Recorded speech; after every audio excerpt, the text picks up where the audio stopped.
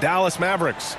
Irving and Thompson fill out the wings. Anthony Davis is out there with Daniel Gafford. And it's Dinwiddie in at the 1. And for the Celtics, the two Jays, Brown at the 3 and Tatum at the 4. Holiday at the 1 with White at the 2.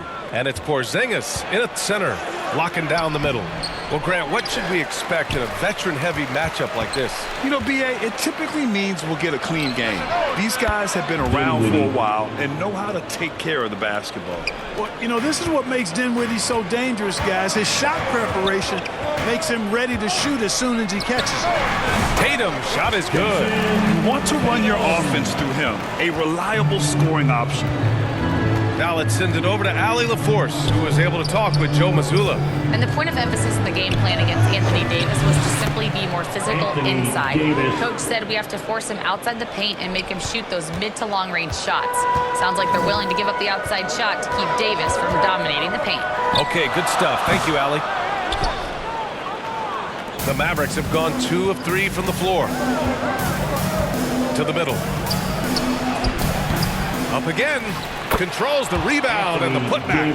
Well, you got to put a body on Davis when he goes up in the air, because if you don't, it's too late. And so it's Tatum who brings up the ball for the Celtics. It's a 5-point game. They faced off right here last time they met, but the home club just couldn't pull out the win. I really didn't see much of an edge from them. A little more intensity could have gone a long way. Yeah, you know, to me, I agree. They just never looked engaged, which is surprising considering how close the game ended up being. And you look at Jaylen Brown, Grant. Not many wings have the strength he has. Yeah, Jaylen Brown could dunk over a brick wall, and he could dunk through a brick wall, too. And it's just so hard to move him off his path when he's on his way to the rim.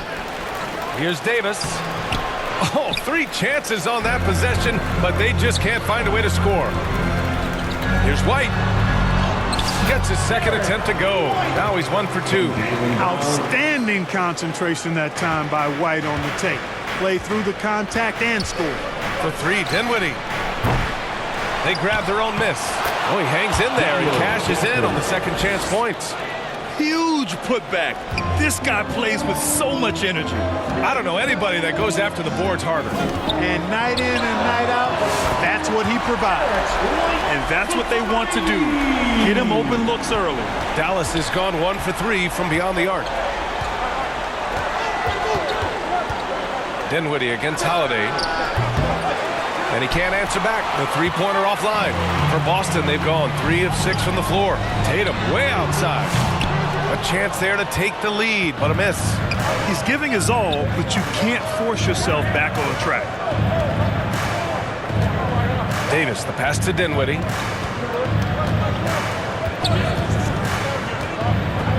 Thompson outside. Pass to Davis. Shot clock at 5. Here's Dinwiddie. The rebound, Celtics. This game coming on the heels of their win versus the Knicks. Yeah, they connected from outside all game, and the defense had absolutely no answer for it. They found their rhythm and kept piling it on. And a huge boost of confidence on the road for sure. Gets it to go. Makes him 2 for 5. Hey, props to Dinwiddie there. I mean, Spencer, the closer he gets to the rim, the more dangerous he is. Celtics trail by 4. White for 3. Nails it from 3. White's got 8 points. Starting to find his rhythm. He's cooking, and he knows it. And you know what? They're going to keep using it. I mean, he'll be the centerpiece of their offense today. You can bank on that. Now here's Dinwiddie. He's coming off a 10-point game against Houston. From 10 feet away. Porzingis grabs the board. Already +5 in terms of rebound margin. Pretty clear they're dominating that area. They've come out with a lot more energy and effort so far. Some sick ball skills displayed right there. And he's not the guy you expect to pull that off. Here's Dinwiddie. That one falls. He has 7. When they get their opportunity to punch it inside, they don't hesitate. And so it's Tatum who brings up the ball for the Boston Celtics. They trail by 1. Here's Brown. And he gets that one. And becoming more and more active on the offensive glass, Brown capitalized. Pass to Davis.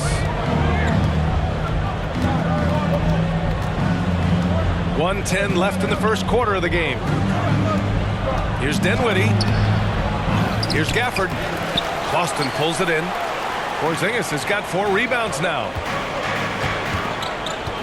Tatum from long range. It's rebounded by Dallas. I think he's gone completely dry. Nothing is hitting. And, you know, you can sense his frustration. This is going to be a test of his resolve here. Yeah, put your head down and go to work. That's what they need to do. Yeah, these teams trading punches right now. I mean, it's table tennis. Back and forth we go. White for 3. His 4th make in 5 tries. Solid start for him. This defense just can't stay connected to shooters. 2-for-1 opportunity if they can time it right. Great way to end the quarter. White with the steal. 8-second difference between the shot clock and game clock. Over Irving. Kept alive. Oh, nice shot by Brown. Brown's gotten his 2nd bucket of the game. And I know the defense was all over Brown that time, guys, but in the end, he's just too skilled for him in the paint. White against Irving. Got a piece of it. On the wing, Irving. He can't get that one to fall. Showing great intensity around the rim is part of why he's a respected defender. And you know what? He's not going to give up an easy finish at the rim. I mean, that's just against his constitution. Derek White getting it done for the Celtics. 11 points in the quarter. He's on fire. We'll be right back with you shortly.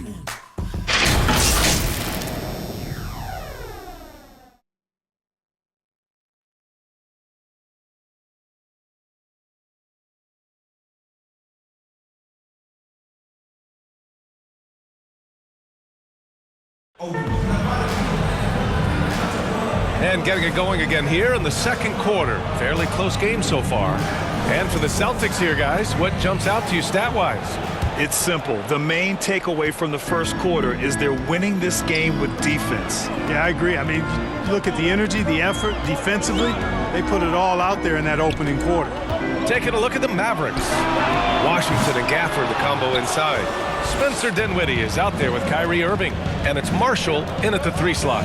All right, on the line, we've got our insider, Shams Charania. What do you have for us, Shams? Thanks. Well, the Celtics won their 18th championship in 2024, the most of any franchise in the NBA, and with multiple extensions this summer, securing their core moving forward, Boston has made huge financial commitments to compete for championships every single year. Not a team to be taken lightly. All right, Shams, thank you for the report. Boy, we're going to see lots of those. Washington can really get up. He's got a little main streak in him, too, which I like. Even with every shot clanging off the rim, he seems determined to keep hoisting up these threes. It might be time to get inside of that arc. Dinwiddie outside.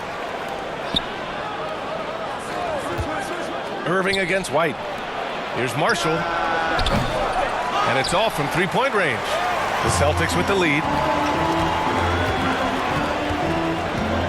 White with it. Coming off a terrific game against New York. It's good from the top of the key. White's got 13. Boy, it has been some kind of game for White. He's been aggressive and fearless and free in attacking all game long. All right, let's get a report from Allie.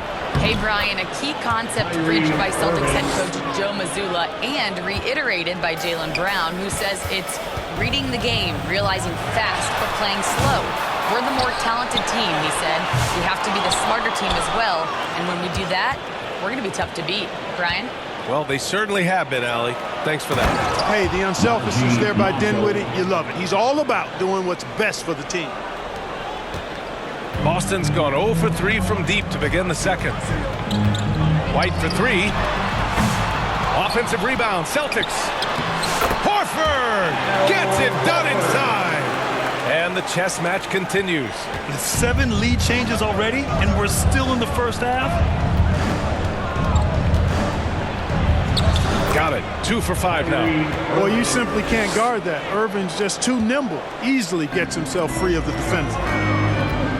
A deep 3. And that's out of bounds. Last touch by White. And let's check out a breakdown looking at some stats for Kyrie Irving.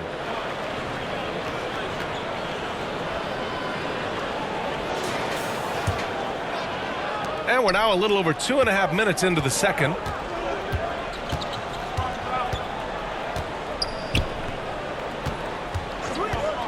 And when you're going into the first game of a back-to-back, how do you prepare for that? I think the key is to manage your practice going into a back-to-back. In other words, let's turn that down a bit, reduce the minutes on the floor, mental reps on the practice court as opposed to getting up and down a lot, because you're going to play hard in both games. So if you can get the tank on full heading into the two games back-to-back, that serves you well. Here's Dinwiddie following the bucket by the Celtics. Marshall. The shot won't fall. For Boston, they've gotten only 3 of 9 attempts to fall in the second. Here's Tatum. Second shot opportunity, and he sinks the layup. And the Celtics lead by 3. As usual, terrific effort from him.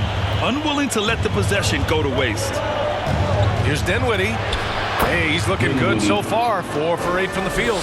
You know, guys, I like the way Dinwiddie uses his body and strength. I mean, he doesn't have a problem overcoming physical defense. Now here's Tatum. He had 40 points in the win against the Knicks in New York. And he did his part from the line. Drew fouls and made them count. Here's Irving. Pass to Washington. Good. Washington's got 4 points in the quarter. Proving he can capitalize from this area too. Washington being assertive and looking to score. I like it. Fires it. White can't hit. He expects to make every one of those, and we expect him to make them too.